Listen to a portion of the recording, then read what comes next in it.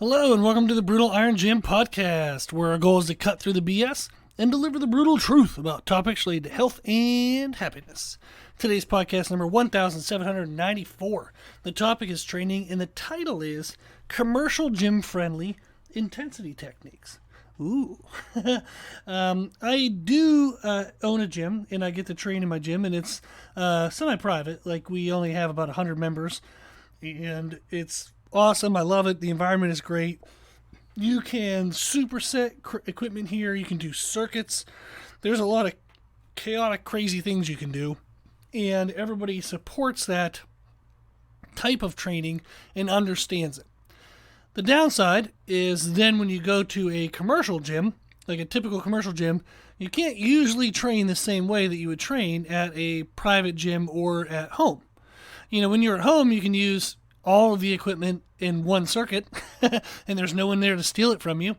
But when you go to commercial gyms, if you try to use two pieces of equipment, somebody might jump in there and, take one from you. Hell, even if you just use one piece of equipment, but you sit too long, somebody inevitably asks, like, hey, can I work in with you? And it's like, no, get away from me. I'm a curmudgeon. I'm an introvert curmudgeon. But I typically don't want to have somebody else work out with me. I like having my own pace. I don't like having to, chit-chat and things like that.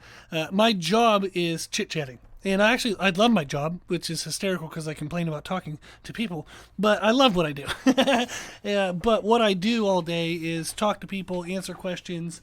I, answer emails, answer phone calls, do Zoom meetings. I'm always on. So when I work out, I like to be off. I like to just be disconnected a little bit. Put in, a good audiobook, put in some good music or something, and just kind of get into my own little world. So I don't like when people try to work in with me, and I can sense, or at least I feel like I'm creating the sensation of, in commercial gyms, if you're on a piece of equipment too long, it's just, you can't take long rests. You technically shouldn't be. You should be moving your butt anyhow and stay active. But it's just an environment that's different than if you're in a private gym or a home gym. So what I wanted to do today was to give some techniques that you can use in commercial gyms to help just create better progress from your workouts, but also techniques that you can actually use in commercial gyms for real. So you might have, maybe somebody teaches you, okay, well, if you superset these two movements back and forth, that's a great technique. And you're like, yeah, but I can't do that because the gym's so damn busy. If I leave this piece of equipment for 5 seconds, someone's going to sit on it. So there might be techniques that you can't do. You can't do certain things that might require a long rest. Maybe you're trying to do a circuit and you might need then like 5 to 8 minutes of rest. And it's like, I can't just take the equipment, do, a circuit of activity that say takes 2 minutes or 3 minutes. Then I have an 8-minute rest. And then I do 3 rounds of that. And all of a sudden I'm on the equipment for 30 to 40 minutes. That's just not going to work well, in some commercial gyms. So I wanted to give 2 techniques you can use. I'm actually going to start with a third technique, a bonus technique, that's more of like just an execution concept. What I want to say on this was, don't think of, just remember that you can do exercises unilateral as well. For example, you might be doing something that is like a leg press. I'll warm up often with unilateral movements, even if I'm going to be doing, bilateral, both legs together. For the leg press, I just like the volume, you're faster moving between the things. If I'm going to do, bicep curls on a machine, I might curl with one arm, curl with the other arm, curl back with the first arm, curl with the other arm, go back and forth, and then I'll do my heavier sets, both arms together. You can use unilateral work where you do one leg at a time or one arm at a time to just help you reduce downtime during warm-ups or during working sets. So the other day, I was training at a commercial gym, and they had a really good bicep curl machine. So I was training where I would do 10 reps on my right arm, 10 on my left. Then I kept the weight the same and did 8 reps on my right, 8 on my left, 6 on my right, 6 on my left, 4 on my right, 4 on my left, 2 on my right, 2 on my left. And I might have needed like little mini pauses throughout there, but I went back and forth, probably not even 10 seconds in between each limb, just really trying to let the muscle die. I then had about a 3-minute rest. I had to check an email and answer a text message. So it was about 3 or 4 minutes, and then I went ahead and I did that again.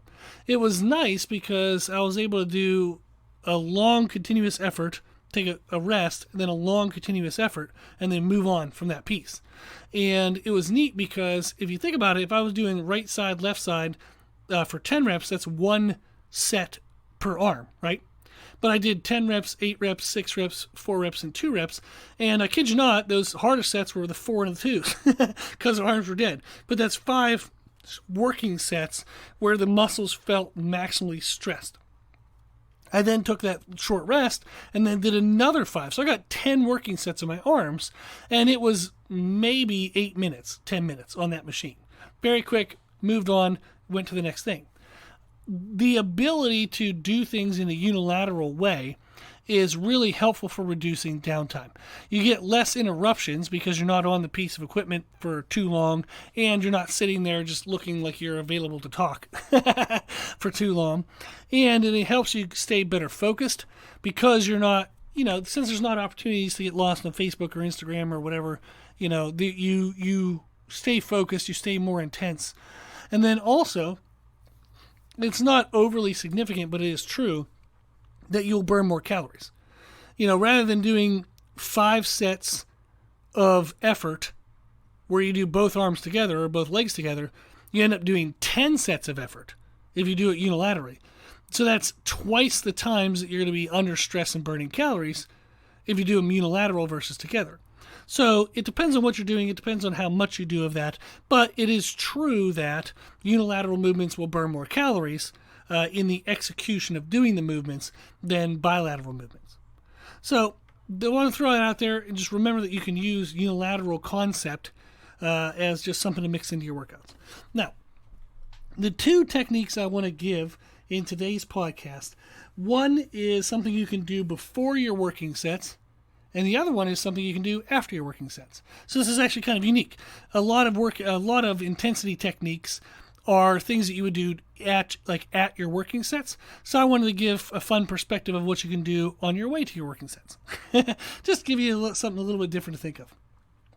The first one is submaximal warm-ups with slowed tempo. I know it's a long name, but if you name it something like, Rob's technique, well, that's useless because you don't remember that. But if I say submaximal warm-ups with slowed tempo, you're like, oh, I know what that means. Submaximal and a slowed tempo. And they're warm-ups. Done. So pretty easy. So submaximal warm-ups with slowed tempo. The execution of this, and this is said in a commonly, just an easy to understand way, and then as you play with it, you would find more specifics. But you're going to do half the working set reps at half the working set speed. So an example. Say I'm doing chest flies and I want to work up to sets of somewhere between 10 to 14 reps, and I know I'm probably going to be around 100 pounds.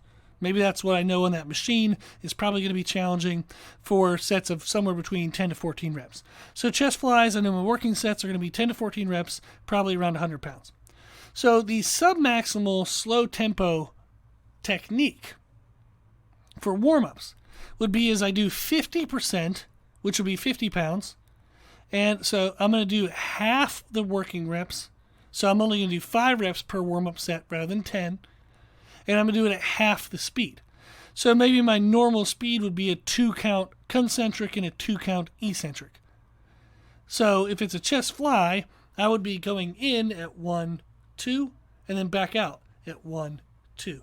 In, 1, 2, back out, 1, 2. So what I'm going to do with this technique is I'm going to do just 5 reps instead of 10.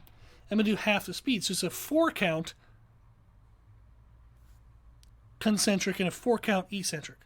So I would go in at 1, 2, 3, 4. Then I'll go back out at 1, 2, 3, 4. So this increases the time under tension per repetition. But you're going to do half the repetitions that you would normally do. Now, why you would do this is it helps to increase mind-muscle connection leading into the working sets. So you can actually get better fiber recruitment and better performance, better technique out of the working sets. And it decreases the total warm-up time leading into the working sets. So you don't need 5 minutes to warm up. You can get it done in 2 or 3. So it's just faster to get into your warm-up sets, but not faster at the cost of any benefit. So again, the example could be is I'm going to be doing 10 reps around 100 pounds for my working sets. So I might do 50% for 5 reps at half the speed, then 75% at 5 reps at half the speed, then around 90% of what I believe my working set will be for 5 reps at half the speed.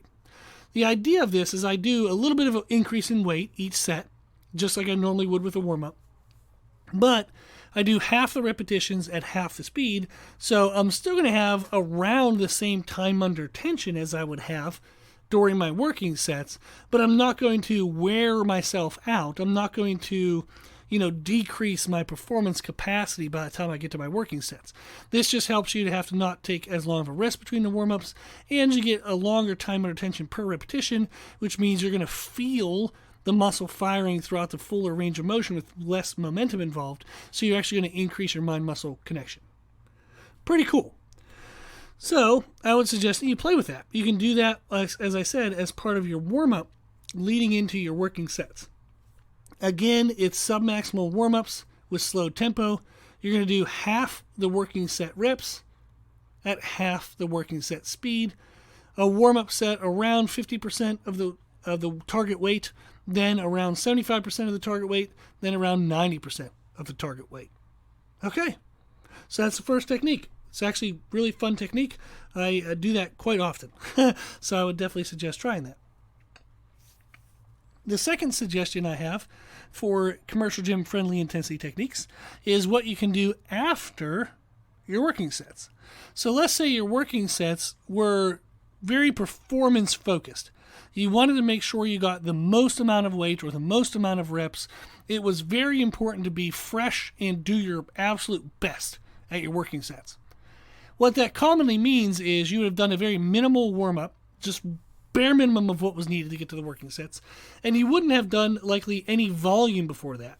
You would have just gotten to the working sets, crushed them. Now, what do you do after that? There's a technique called half rest back down sets. Half rest back down sets. So after the last max weight load working set, rather than just walking away from that exercise, you want to perform 2 to 3 back down sets by reducing the weight and taking half of the normal rest time. So let's say your max effort sets you were doing with 4-minute rests.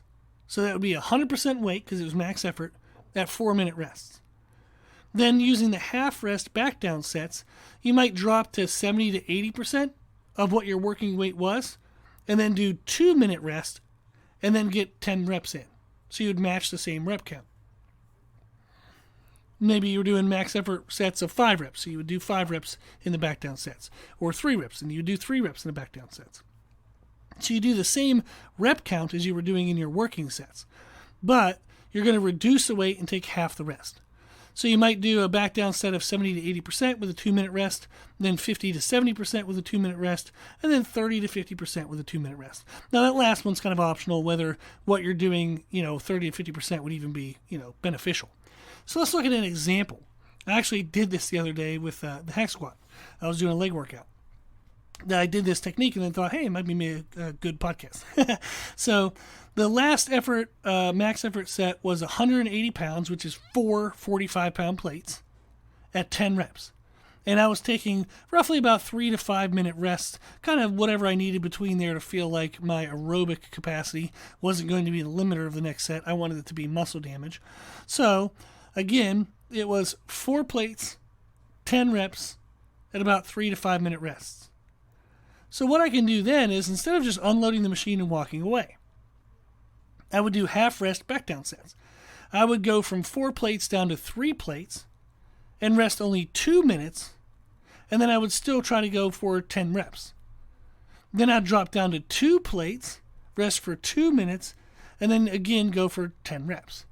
So if I'm already have the weight on the machine, if I'm already going to be taking it off plate by plate, why not sneak in a little extra set each time I take a plate off?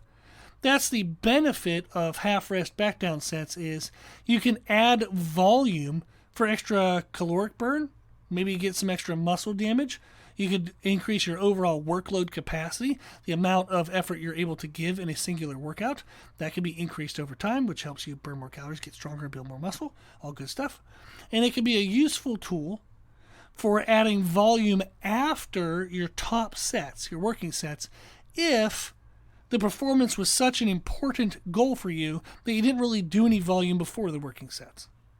So you can catch the volume afterwards by using this technique, half rest, back down sets. Cool. So that's it. So just those two techniques, one before, one after, and then just the advice on using unilateral movements as a way to just do some extra work to have less interruptions, greater focus, and increased calorie burn. So I thought that was fun to share. I will be posting on social media a video of me doing these techniques, as well as a little voiceover, and then prompting people to check out this podcast. But you will see on our social media channels on Instagram and YouTube that I would be showing these techniques. I want to do a quick little intro on Instagram just to get people to listen to the podcast, and then I'll do a deeper videos on each technique on the YouTube page, so that way you can kind of see an example of that, a little like description and little learning and education with it. Okay, thought those were fun to share. If you have any questions, shoot me an email. My email is brutalirongym@gmail.com. If you want great programming that has these type of techniques built into it, you can check out our one-on-one coaching services on our website, www.brutalirongym.com. Cool. Okay, well, if you like the podcast, share the podcast. If you like the podcast, please consider donating to support the podcast, which you can do on our website. If you like the information we share in the podcast, you can find more from us on our social media channels. You can find us and follow us on Instagram and YouTube under the name Brutal Iron Gym. As always, I hope this was helpful, and thank you for listening.